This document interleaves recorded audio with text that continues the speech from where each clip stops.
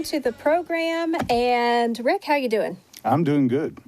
Well, we are excited to be back here for part 2 of the series we're doing on a prophetic history, which is Rick's new book, which is fast becoming a favorite here. It's a rewrite of a previous edition. But if you caught our last episode where we talked all about your amazing conversion experience and some of your early days in the ministry, it's quite an extraordinary story. Well, it was. It was a supernatural. I got indoctrinated into the supernatural right away. Could never doubt it. Could never not live that way because I know the reality of it. And I'm thankful for it. And we saw great things.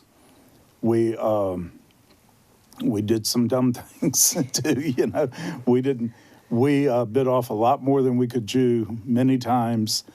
But somehow the Lord spared us and saved us. And but I need to write that in another. That's another volume. Yeah. And there will be other volumes coming because this particular volume only covers, 1987 to 1990, somewhere in there. Yeah, I start with my conversion, then I jump quickly to, I became a pastor when I'd only known the Lord for 2 years. Wow, okay, so really quick. Yeah, and it was totally unexpected. I was on my way to join a missionary in South Florida who's did a lot of missions in South and Central America. I wanted to be a missionary, and I got trapped, and I came back to Raleigh, North Carolina to see my mother and family and spend a couple of weeks before going down there, and I visited this little house church. They asked me to speak for some reason. I don't even know if they knew I could speak or whatever, but they did. I shared some things, so they asked me to come back and do a real full teaching. So I said, okay, and I did that, and then pretty soon they said, well, you stay here and pastor this church. And it's mostly college kids. Oh, okay. North Carolina, Duke, and NC State, students. Because how old were you at this time? I was early 20s. Okay, so around their same age. Yeah, I was a little bit older than some of them, but they had elders and leaders who were in their 40s or so and had professions, were professional people, but they wanted me to become their pastor. So I called this missionary and I told him, I said, this is the craziest thing. These people want me to stay here and be their pastor. And I think he saw, well, I can dodge a bullet now because, I was pretty wild back then and uncontrollable in some ways. And so he said, I think it's the Lord. You need to pray about it. And anyway, I ended up doing it. I tell everybody, I was the worst pastor I've ever heard of. I was not called to be a pastor. And, I wasn't trying to be bad, but people would come to me for counseling. I would tell them, why are you bringing your problems to me? I got my own problems. Just get over it, right? Get over it. That was what I told them all, Oh, And they needed counseling after coming to me. So it was, but I did get my wife out of it. That's a good thing. Yeah, she came to me for counseling. I told her I was the answer to all of her problems. And so I deceived some people then, too, including my wife. I became most of her problems. But anyway, there were some good things that happened, some good people, exciting things. But it was just, I had a lot of knowledge because I was so hungry to know the Lord. I had been studying like 40 hours a week minimum, reading books, reading the script. I'd already read the Bible through several times, and I had so much knowledge. I had a lot more knowledge than many people that were pastors. Right. And I could articulate it okay. And that's what got me where they wanted me to be their pastor. But I had no experience, no wisdom, or very little. And but we had a good time. I think we saw the God do great things, but we also, it became a train wreck. Well, it was a training ground. It Like was. so many of these experiences are. Yeah. And so that was the path that was starting to lead you to MorningStar Ministries, which is what I do want to talk about today in this episode. But before I do that, did you have a moment, because you tried pastoring, you realized, okay, that's not it. I call it pestering. Pestering. So you Yeah. were pestering, and Yeah. that wasn't it. Yeah. But did you have a moment where you felt like you really received your prophetic call, or was that just always with you? Well, right after I met the Lord, I shared in the first segment how I had seen demons manifest and how they had started appearing in my room and all. And it was really a terrible thing. But even after I met the Lord, and I didn't see them for a long time, all of a sudden it started happening again. And, it says when the devil leaves, they always say, I will return. With 7 with them, right? Yeah, and it was all of a sudden I'm back in this unbelievable spiritual battle with them appearing and trying to touch me. And I knew if they touched me, I would die. Really? So it was that intense? Yeah, but now I knew the Lord and everything, but it was still an incredible battle. And I remember one night I felt this presence in my room. I was asleep. I spun around thinking it was a demon, and it was Jesus standing in the corner of my room. It's a welcome change. Yes. And he was elevated off the ground. Wow. His head was up. We had these real high ceilings, and but he was maybe 3 feet. His feet were off the ground, and he was looking at me, and we just locked eyes. Now, was this with your natural eyes or Yeah. in the spirit? So No, he you were was literally physically there. seeing him. Literally, it was not a vision. He was there. And anyway, all I could say, I knew that I was his, and that's what the demons had been saying. You're ours. We're going to get you back. And I just, that one experience, maybe a minute, we just locked eyes. And then he just walked towards me and walked right over me, right through the wall behind me. And then lightning struck the tree right outside the window. And it just, boom, and, so the next morning, by that time, I'd already read Late Great Planet Earth. I'd already read books, and I thought, right after that, I said, that was the rapture. And he came and looked at me. Yeah, he didn't take me. So the next morning, I was on the phone to all my Christian friends to see if they were still here. And but when I settled back down, I realized I am his. Yes, there was no doubt. I am his. There was, and that thing would attack several more times and different ways, but I had that. It's like perfect love cast out fear, and I know I'm the Lord's. So I don't like to get into a lot of detail.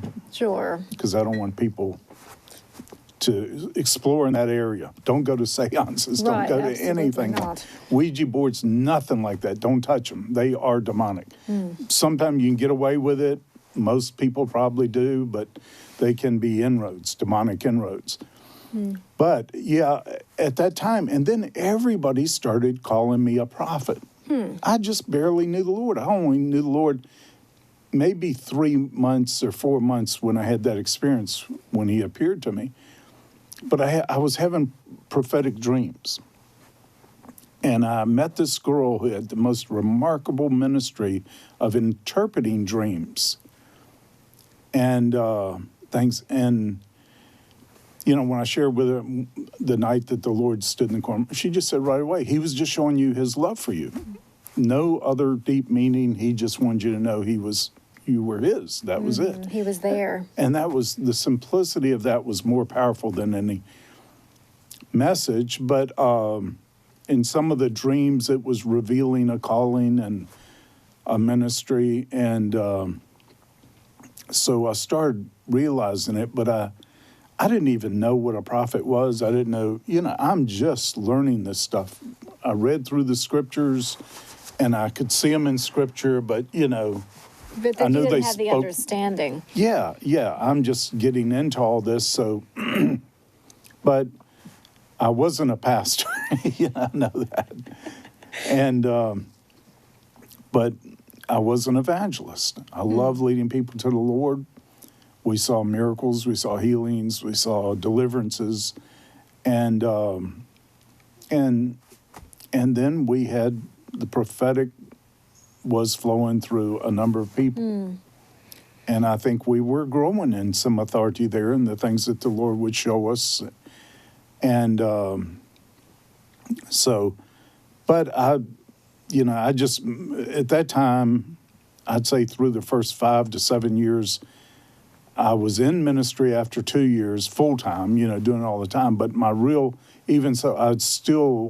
was to know the Lord. Right. Which should be everybody's goal, whether Right. you're in full-time ministry or not. Yeah. So it was, as it so often does then, your calling really just unfolded over time with you just being willing to say yes to Yeah. it. After a while, I had to say, I'm not a pastor. I need to lay this down, Right. And you guys need to go find a real pastor. And but that freed me. I had become a pilot, and I was doing some part-time flight instructing and corporate work. So I just took a flying job and flying a little Learjet. And, it was corporate flying, so we would often fly somewhere and then sit in the airport all day. Waiting for the people who were flying around to do their business and come back. Sometimes we'd be in a city for 2 or 3 days, and I had that time in hotel rooms. So it just gave me way more time than I'd had before to study. What a gift. Oh, yeah. People would love to have that, and so many people don't have the opportunity just to really dig deep because it sets you up for your calling.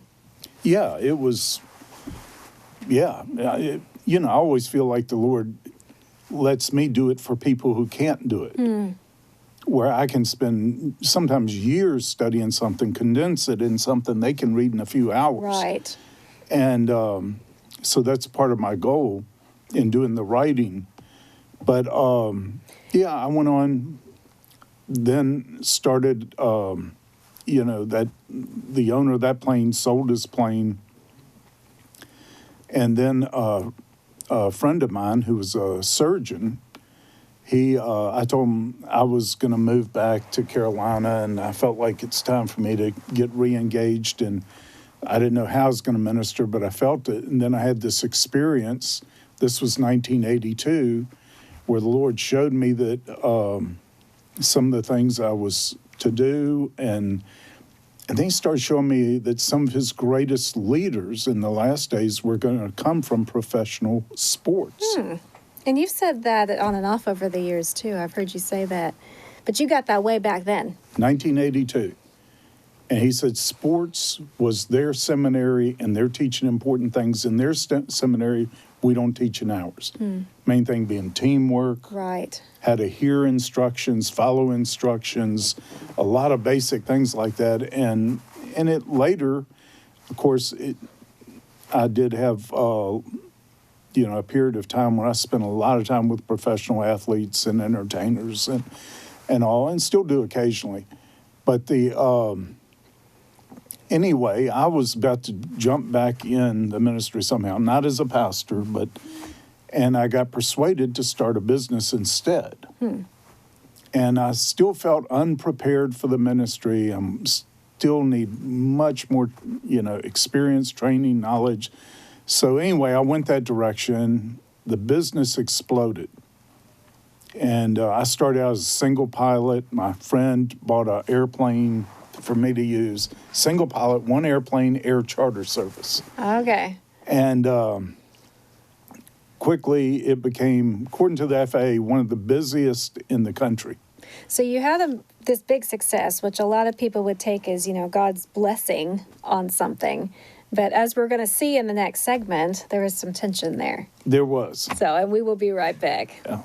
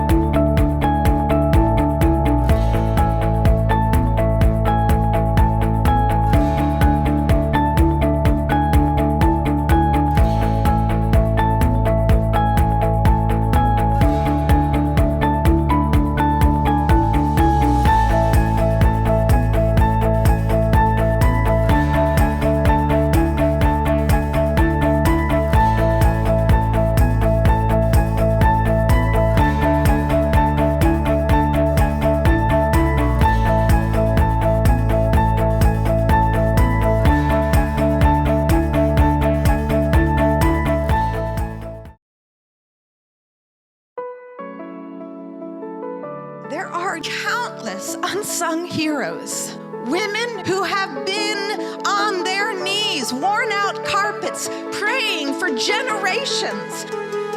Something new every day is right in front of us. Millions of people are coming into the kingdom in the next few years. Start singing. In the most profound and personal way in my life, I saw What you thought you lost isn't lost at all.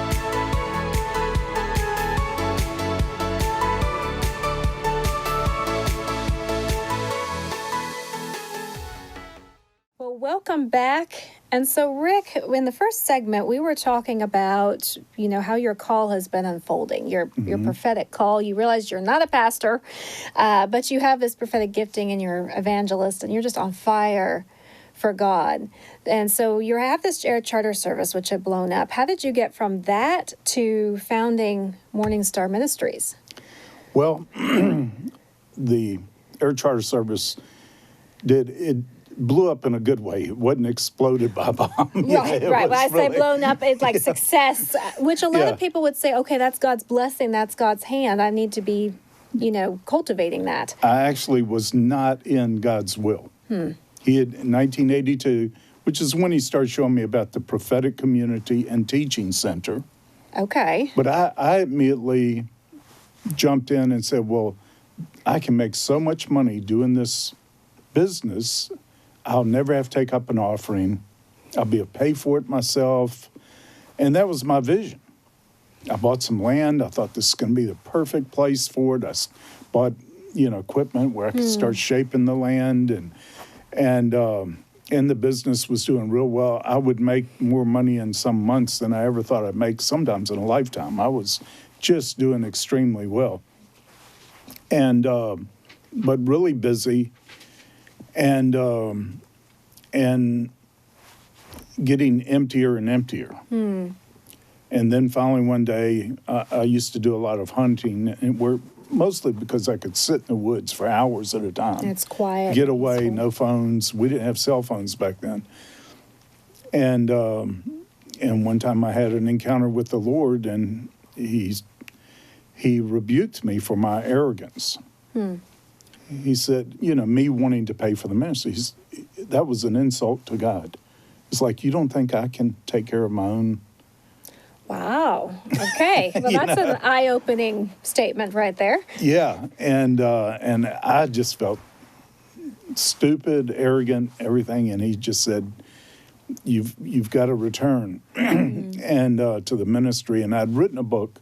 My first book, There Were Two Trees in the Garden. Still a classic. Still one of our best sellers. Yeah, and it did really well. It took off, and when we got, I remember a shipment of books came in. I would store them at the airport. I owned the busiest airport in the state at the time, and we had big hangars and everything. But I store in every books. I never had a vision for MorningStar to be more than just publish a couple of books. So it started with MorningStar Publications. Publications. The publishing company. So how did it grow from there? Well, by accident. Totally by accident. Lord just kept giving you books and visions. Yeah. And I didn't even want to sell the books. People, at first, I sent 200 out to basically our Christmas card list. And a lot of people loved them, would ask for more, and they'd send me money for them, and I'd send the check back with the books. I was just donating them. And then, I heard the Lord say one day, MorningStar is going to be bigger than this aviation business, which at the time was really large. We had, I don't even know how many planes we had, pilots. I know I had roughly 65 mechanics, just working on airplanes. It had really grown into something in a short period of time. And that was astonishing to me. I hadn't even thought about MorningStar, but then he connected it to what he had shown me about the Prophetic Community and Teaching Center. And so, but anyway, the Two Trees in the Garden was in demand.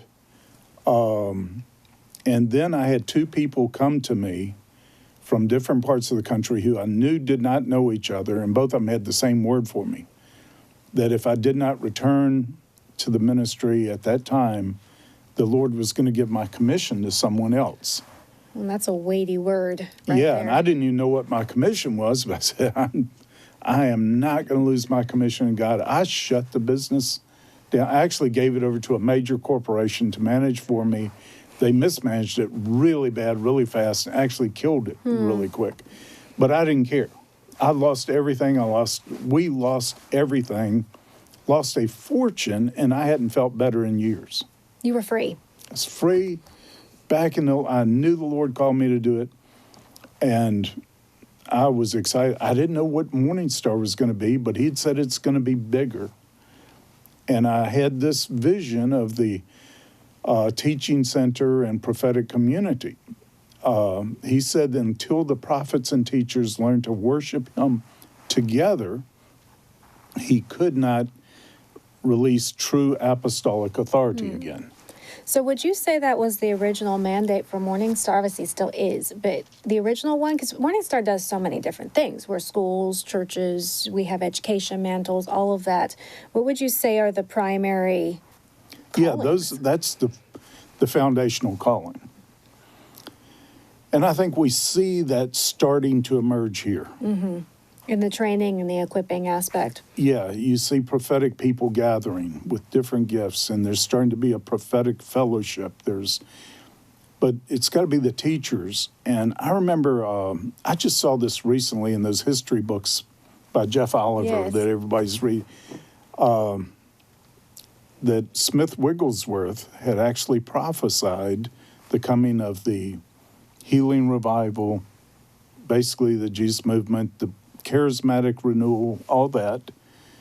But he said the greatest move of all in the last days is going to be the merging of what he saw as kind of like the word and the spirit. Okay. Teachers and prophets. Which is what you saw. It kind of was. And, I had been challenged also by what the Lord said, you do err not knowing the scriptures or the power of God. And some know the scriptures well, don't know the power, so they drift into error. And some know the power and don't know the scriptures, they drift into error. We've got to be joined together. Right. As a team, the prophets and the teachers. And so that's what we want. We try to impart to all the prophetic people a love for the word, sound doctrine, commitment to sound doctrine, and also loving good teaching and loving good preaching and loving the word and having that community, which is part of the legacy of what you experienced in those house churches that we talked about in the first episode, that true koinonia. Oh, yeah. Yeah. And we're starting to see a little bit of that here. Just first stages, but, a little bit around. It's starting to happen again. It's exciting times. It is. There's a lot happening. And it's wonderful to see the thread that was sown into the very foundations of what this ministry is decades later, where you had no idea at the time that it was going to be an international ministry with all these components. All you were doing was being obedient to that vision of the prophetic teaching at first, center. There was a point when I got back in, came back to North Carolina, I saw the whole thing. So it all unfolded. Yeah, and I remember a banker friend of mine who was the head of one of the top banks at the time in the country. He wanted to help us, and he brought some of his top people together and share your vision with us. What do you want to accomplish here? Because I had written the vision of the harvest then. All of a sudden, my name was all over the world. You had the final quest, too, at that point? No. Not yet? No, That we came were a later. long ways from that, actually, years. But the vision of the harvest went everywhere. They said within 30 days it was in every nation on the earth. We didn't have the internet. We did have fax machines, barely. So that was quite a feat to say it was all over the world. It went everywhere. James Robinson helped a lot with that. Derek Prince, and a lot of people picked it up and republished it with my permission. But everybody was reading that, and it was having impact. And I was also starting to see this thing is really going to get big. Well, and so it proved to be. And we're going to continue to see how the story unfolds in our future episodes. But in the meantime, go to our web store, get this book. There's a lot of meat in here, and it's going to inspire you. So thanks, Rick. And we will be back with you next time on Prophetic Perspectives. You don't want to miss it. That's right.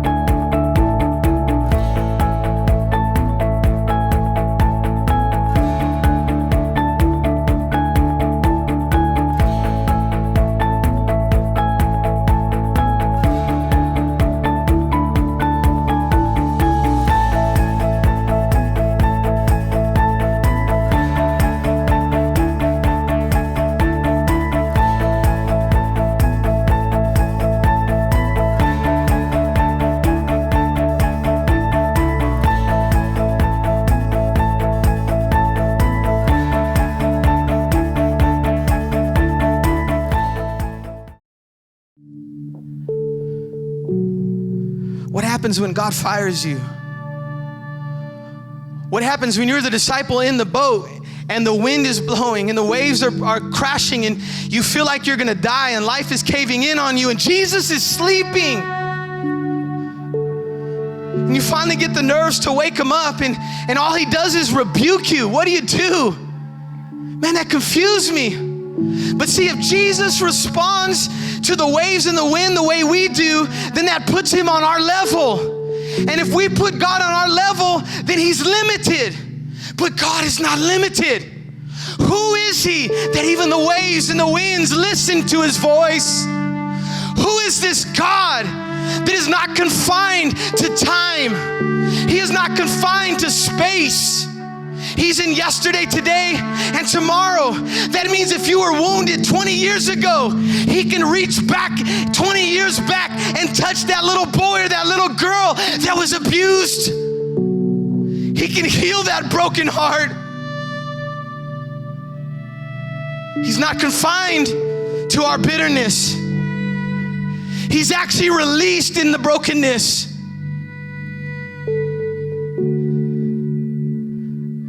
And I hear the heart of God pulling on hearts. And he's saying, stop hiding your wounds. Stop covering those broken places.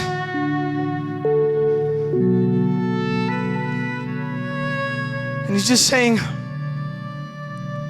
release. He's saying, just open up your arms. So for the next few minutes, if you would, right where you're at, if you just feel that, you feel God is just speaking to you right now.